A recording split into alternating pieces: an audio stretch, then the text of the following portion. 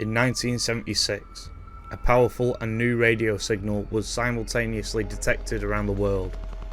The signal was made notorious for its annoying tapping sound that disrupted shortwave radio transmissions, quickly earning the name the Russian Woodpecker. As coined by amateur radio operators, some recalled similar interference from as early as 1963 that had also been referred to by this infamous title. NATO and amateur radio hobbyists alike triangulated the signal, pinpointing its source of origin to somewhere in present-day Ukraine, and then in 1989 the signal simply stopped. The cause was a system known as Duga.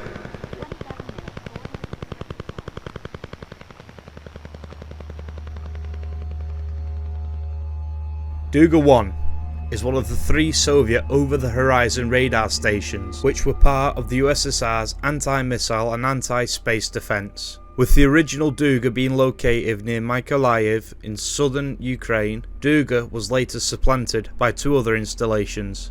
Duga 2 being in eastern Siberia, whilst the array station of Duga 1 was hidden in a forest roughly 10 kilometers southwest of the infamous Chernobyl nuclear power station, within the exclusion zone, and is complete with a military camp or town, if you're feeling fancy, known as Chernobyl 2. For clarity, you may have heard the name Duga 3 used for this site. However, no radar under the designation known to public has ever existed. The name is likely born out of confusion with regards to how these systems were named. Duga was the original test site in the mid to late 60s and was replaced by Duga 1 West and Duga 2 East, which were constructed simultaneously at opposite ends of the USSR's territory and tested in the mid to late 70s before being made fully active by the early 80s. However, often with the original Duga no longer standing, Duga is commonly referred to as Duga 1 these days, as this is the only Duga site that is photographed and is commonly accessible to the public. A name is semantics, however, you get the point.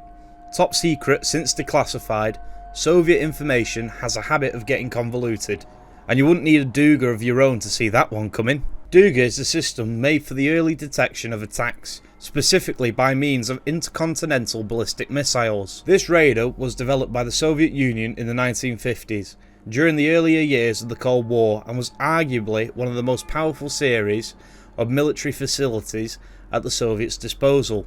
It faced north, as this was deemed the most likely direction of a potential attack would come from. Stretching almost 700 metres in length and 150 metres tall, although when I was physically there at the site, the tour guide claimed it was actually 500 metres long and 100 metres tall. This structure was an over-the-horizon missile detection system built as a pre-warning in the event of a missile launch against the USSR.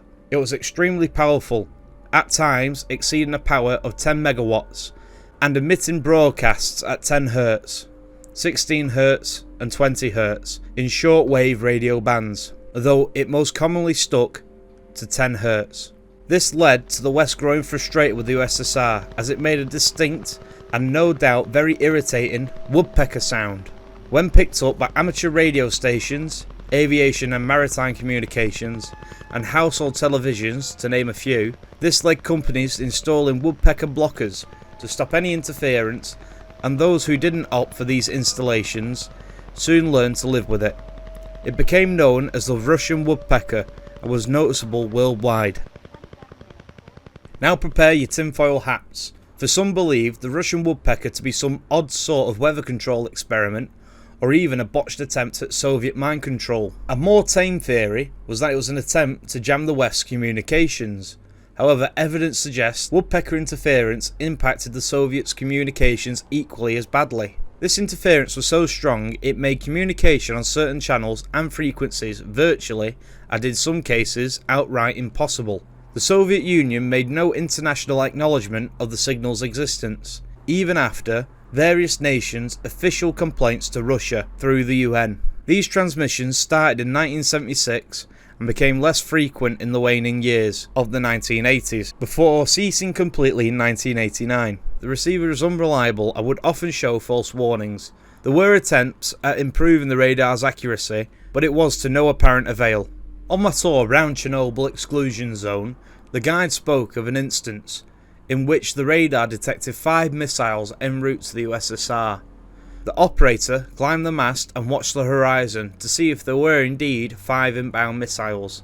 By this point, any attempt to communicate a threat, if these missiles were real, would have been pointless, but the operator simply knew better. The detection of 5 inbound missiles was a false reading. Due to the incident at Chernobyl in April of 1986, the town of Chernobyl 2 was evacuated, aside from possibly a skeleton crew to operate Duga 1, who may have resided in a bunker. Anyhow, the radiation from the disaster would disrupt Duga 1's ability to operate efficiently, and by 1989, Duga 1 was discontinued altogether, likely in part due to the complications from Chernobyl being outdated by more reliable, modern satellite technology.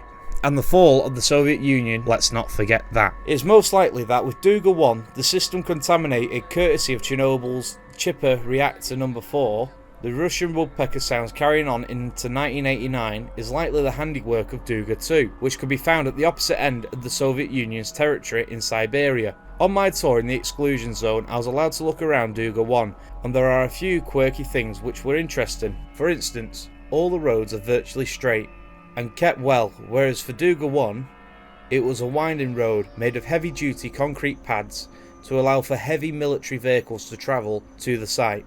Moreover, this was done to confuse any potential spies. Also, at the turning for Duga 1, there is a small bus stop which was painted to look like a bus stop for a children's summer camp. And there was, but it was for orphan children. This was done to prevent local residents asking too many questions, and again to subtly throw off any spies who got too close to the secret radar by presenting the area as having nothing to hide. The reason for the locale of Chernobyl being chosen was because of its landscape. It was flat with no hill surrounding it, making Duga 1 virtually impossible to be seen from the ground, as they planted fast-growing trees around it, obscuring it from being obvious above all else. After all, it's hard to completely hide a nearly half-mile long radar that's also taller than the Great Pyramid of Giza. It also assisted with the operation there, as there were no large obstacles that could block the radio transmissions. That's not to say Duga 1's proximity to the Chernobyl nuclear power plant was a coincidence. Duga 1 required significantly high amounts of power, therefore that convenience was also likely considered. The way Duga works is by sending very powerful radio signals from a transmitter and bouncing those radio signals off the ionosphere, and from there they are reflected back down at the Earth. From the land they are then reflected back in the same direction that they came from, back against the ionosphere, and then received at the Duga site, allowing it to see over the horizon. It functioned by picking up disturbances in the ionosphere caused by the exhaust fumes of weapons, such as intercontinental ballistic missiles launched into high suborbital spaceflight, to detect their presence as early as possible. Estimates put the timing at 2 to 3 minutes after a missile is launched. When working normally, a graph is plotted. If a missile is detected, the graph will show a spike, allowing the USSR to counteract and or retaliate against any attack made against the Soviet Union. Today, Duga 1 still stands proud in a dilapidated state, and yet it is still very impressive. Public has had access, but it's only been available since late 2013.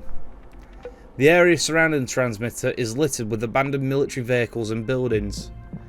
The whole atmosphere there is truly surreal and breathtaking. The existence of secret Duga radar was made to the public after the fall of the Soviet Union, confirming the more tame theories that the Russian Woodpecker was caused by the over-the-horizon radar system, rather than some crazy mind control attempt or a mad science weather control experiment. Those pesky Russians.